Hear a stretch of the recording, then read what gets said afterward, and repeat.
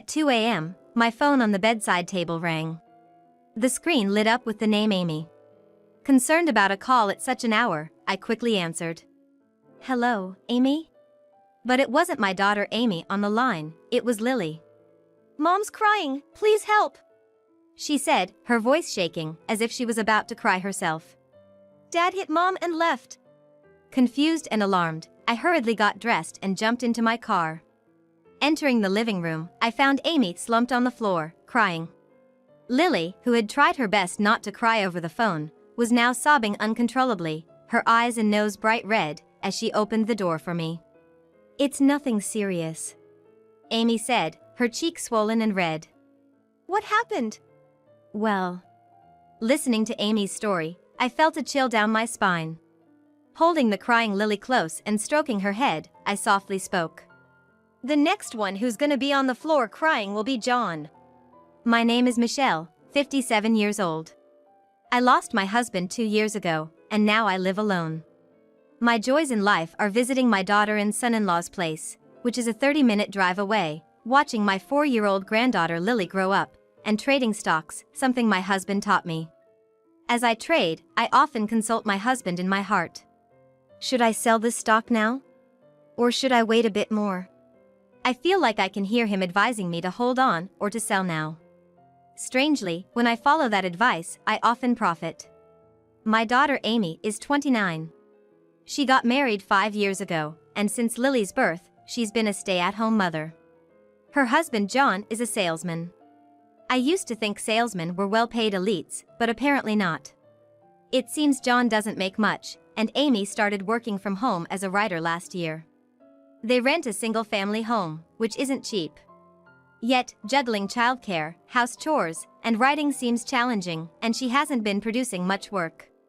That's because John wouldn't compromise on anything related to the house.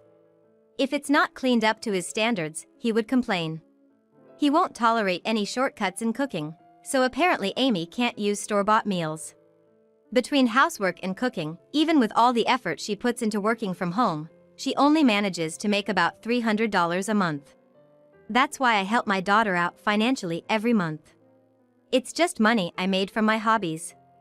If it helps my darling daughter and granddaughter, then I think it's worth it. Men have their pride, so I told Amy to just keep it a secret from John. John seems to be really busy at his job, and it doesn't pay well. When I visited, he would often take a quick shower and leave right after discussing something with Amy in the upstairs room. John, being a salesman sure seems tough. I need to prepare materials for tomorrow. It's work, so I can't help it. He looked like he was doing his best without complaining. I'm sorry to leave while you're here. I'll be back soon. I watched as John left in his suit and murmured with a sigh. I worry he's gonna wear himself out. At that, Amy gave a wry smile. She looked a bit discontented. I peered into Amy's face. Are you upset because he didn't get to eat the meal you prepared? No, it's not that. He said it's work, so it can't be helped. Amy replied with a hint of reluctance. If both your dad and mom are busy, and you feel lonely, just call Grandma, okay? This picture with Lily shows Grandma, I said, pointing at my icon, and set up Amy's phone so Lily could call me. I had her call me multiple times to make sure she knew how. I thought if I could be someone for her to talk to when she's feeling lonely, it would be good. I never expected this to come in handy in such an unexpected way. At 2 a.m., my phone, which was by my bedside, rang. Groggily, I searched for it. Wondering who would call at this time, I saw Amy's name lit up. Worried something might have happened, I quickly answered. Hello? Amy? But it wasn't my daughter Amy on the phone. Grandma, Mom's crying. Help! Lily's voice, on the verge of tears, desperately reached out to me. I was confused and didn't know how to respond. Dad hit Mom and left. I thought I misheard. He hit her? Dad did that to Mom? Yes, please help! Lily pleaded again. Can you put Mom on the phone? No. Mom won't respond, no matter what I say. I quickly changed and jumped in my car. Arriving at their house, I rang the doorbell, and Lily opened the door. Over the phone, she had tried her best to hold back her tears, but now her eyes and nose were red from crying. She must have been terrified during those 30 minutes before I arrived. "Where's Mom?" "Over there." She pointed towards the living room. I patted Lily's head. As I walked down the hallway, with Lily hiccuping behind me. Entering the living room, I found Amy slouched on the floor, crying. Her disheveled hair and the sight of her covering her face with one hand crying didn't just unsettle Lily, it disturbed me as well. "Amy, what happened?" I gave her a gentle shake, and she looked up, startled. "Mom," she murmured, looking dazed, seemingly not understanding why I was there. "Where did he hit you?" "Show me." I gently moved her hand away. The cheek she had been covering was red and swollen. Amy let out a whimper and covered it again. "It was just a slap. It's not a big deal." But Amy's voice trembled as she said it. I couldn't possibly think it wasn't a big deal. Even if it was just a marital spat, I couldn't believe he would hit her hard enough to cause that kind of swelling. "What happened?" I wet a towel and pressed it to Amy's face. "Well, I never told you before, Mom, but it seems like John's been cheating." "Cheating?" "Yeah, he told you he was going back to work the other day, but he actually demanded money from me." "How could going back to work require so much money?" "I don't know, but suspecting him of cheating just because of that." I accidentally saw the notification on his phone, and the messages were from a woman with sweet words. "He's demanded money several times before. That's why I refused today." "And then he hit you?" "Yes. And he almost hit Lily too when she tried to stop him. I stepped in, and in the end, he took money from my purse and left." Listening to Amy's story, I felt a chill run through my heart as my eyes widened in shock. What shocked me the most was that John tried to hit Lily. I've been wondering if I can continue living with a man like that. Lily, clutching my sleeve tightly, suddenly burst into tears, probably recalling the traumatic moment. I was livid. Cheating was one thing, but laying a hand on family was downright despicable. I wanted to shout at him. "Isn't it a father's duty to protect his family?" But preaching to him wouldn't make a dent. If a lecture could reform him, he would have come to his senses the moment he tried to hit Lily and would already be showing remorse. Holding a sobbing Lily close and stroking her head, I said calmly, "Next time, it's gonna be John who's crying on the floor." "What?" I smiled and nodded at Amy, who looked at me anxiously. "Can you stay with John a bit longer? I'll move in with you. We'll buy a voice recorder and record all your conversations with him." "But what if he demands money again? He might try to hit Lily." "Record it when he asks for money. It's okay to give him the money. I'll always be with Lily. We need to gather evidence, after all." "As long as Lily's safe, I'm okay with it." Amy nodded with the determined face of a mother. Then, I took a picture of Amy's face with my smartphone. The swelling would serve as evidence. The next day, I packed up my things and went over to Amy and her family's house. It seems Amy isn't feeling too well, so I'm gonna stay for a while and help with household chores and take care of Lily. At my sudden arrival, John looked surprised and had a guilty expression on his face. "We can't trouble you like this, Michelle. I can help around the house and with Lily." His charming nature, typical of a salesman, I suppose. "Lily's quite active, you know. I'd hate to see you get worn out," he said, showing genuine concern. "That's okay. What I'm really worried about is whether the lunch I make will be enough for you. But keep it a secret from Amy. If you're still hungry, use this to buy something." I discreetly handed John $200. He scratched his head and said, "Gosh, I feel kinda bad about this." But he put the money in his pocket anyway. He couldn't object to me staying now. From that day on, whenever John came home, I decided to stay in Lily's room and play with her for at least an hour. I try to always be with Lily and even take a bath with her. This was to give John a chance to talk to Amy without being wary of me. "We're all done now." As soon as we finished taking shower, John would say with a smile, "Guess it's my turn then." "Take your time." On the surface, I got along with John, but but as soon as he stepped into the bathroom, I checked in with Amy. Did he say anything? He did. He thought it was odd when you suddenly decided to live with us. So, he asked me if you had said something. Amy giggled before continuing. John asked me if I had said anything to you, so I told him about you hitting me yesterday. He went silent, so I said, I wouldn't dare say something like that. And then what did he say? Don't tell her about it, or I'll hit you again. He didn't realize I was recording, so he dug his own grave. Seeing Amy laugh like that was reassuring. She seemed like a completely different person from last night. I hope my presence here can be of some encouragement. Amy and I nodded in agreement. First things first. The next evening, while John was in the bath, what we did was check his messages.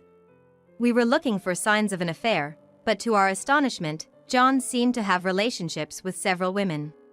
He has a child, yet he still does this? Amy voiced her disgust under her breath. If he was cheating with women like this a lot, no amount of money, even if he's rich, would ever be enough.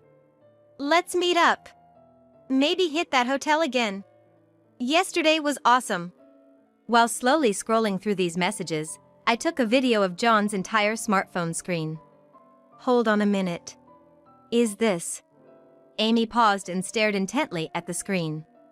The chat showed the message. Come by my place again next week, Mr. Salesman. Dated from the previous week. Amy frowned at the message, especially at the heart emoji at the end of it. So, he was hitting on clients too? In sheer disbelief, words failed us. Looking up at the ceiling, we both let out a heavy sigh. The next day, we went for a legal consultation. A lawyer named Mr. Ramirez listened to our story attentively. He then told us that the video capturing the chat alone wouldn't suffice as solid evidence. He said that having pictures of them entering the hotel together, hotel receipts, or credit card statements would help. This message from last week. I paused the video we were watching, pointing to the message that read, Come by my place again next week, Mr. Salesman. So next week means this week, right? We might still catch them. We decided to hire a PI right away and asked him to investigate. The PI would look into John's activities during work hours, including how much time he spent at clients' places. 3 days later, the PI got back to us. After going through the report, we nodded in satisfaction. Fantastic, keep up the good work. We told the PI. Now that we had evidence of John's infidelity, we started planning a trap for him at home. I withdrew $50,000, some of the money I had earned from stocks, from the bank. I then placed it in a dresser on the second floor of Amy's house. That dresser was in the guest room I'd been staying in.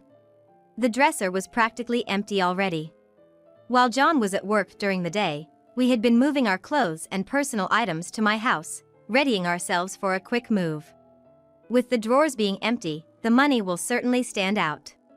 Neatly bundled $10,000 bills with bands will surely catch John's eye. I gave John $200 the other day. How long do you think that'll last him? I asked, to which Amy replied with a tilt of her head.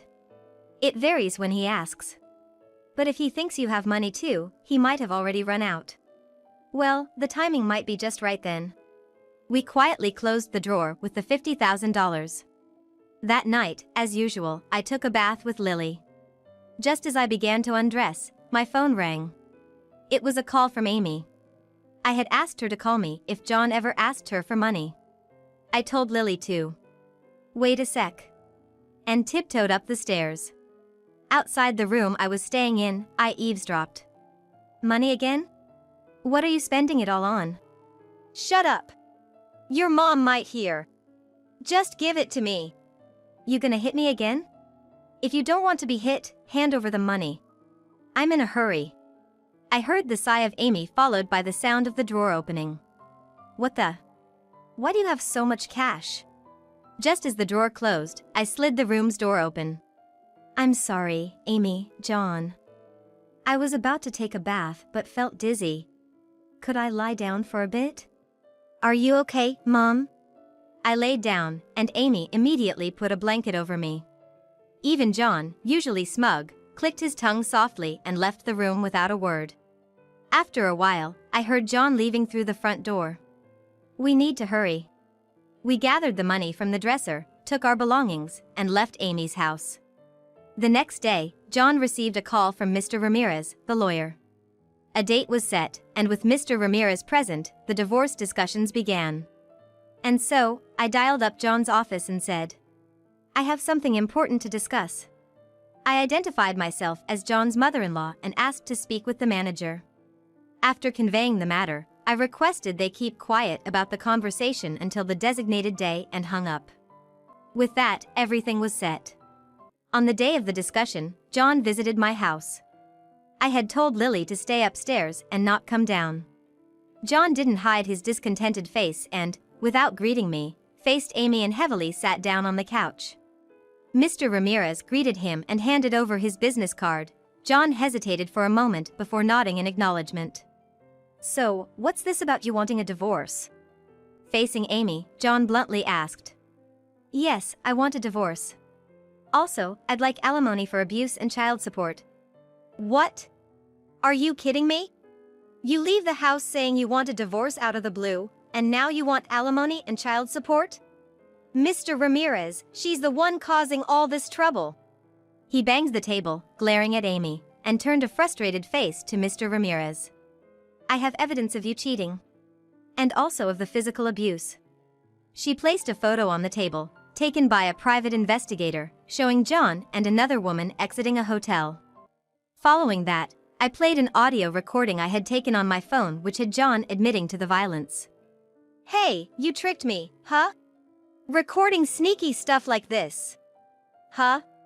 He raised his voice and lunged at Amy, trying to grab her collar. Both Mr. Ramirez and I stepped in to stop him. "Calm down. If you get too aggressive, you might find yourself in legal trouble." After Mr. Ramirez's stern words, John calmed down and settled back into his seat. "While I'm trying to listen to both parties here, if this settlement doesn't proceed, Amy's considering filing for divorce or suing. She seems to have her evidence in order and doesn't seem to be backing down." Mr. Ramirez subtly urged John to be reasonable. Lost in thought, John finally spoke up, saying, "But," in a loud voice, "even if it was me who cheated, I still have the right to claim a share of the assets that Amy has, right?" "Yes, if you make the claim," replied Mr. Ramirez. "Then I'm claiming." "Too bad, Amy. I don't have any assets left. Hand over half of yours," John said smugly. Amy coolly responded, "I don't have any either." "What?" After a long stare at a stunned John, Amy spoke again. "I don't have any property or money." "Liar. There was $50,000 in that drawer." "Oh, that? That's mine." Upon hearing my words, John exclaimed, "What?" "You see, my mom has been helping me out every month. Even the money I gave to you was from her support. If you divorce Amy, I don't see any reason to help you anymore. In fact," I told John in a low voice, "I feel like pressing charges for you hitting my precious daughter." John turned pale. Unfortunately, it seemed more like the shock of not getting any money rather than my words that got to him. But we weren't about to let it end there. "And these."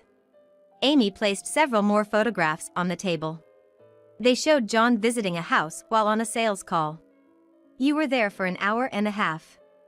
Do sales calls usually take that long? What were you doing inside?" Upon hearing Amy's words, John snorted with laughter. "You know, sales involve explaining the product and stuff. Sometimes it takes long. I get asked questions." "Oh really?" Amy smirked and placed another picture.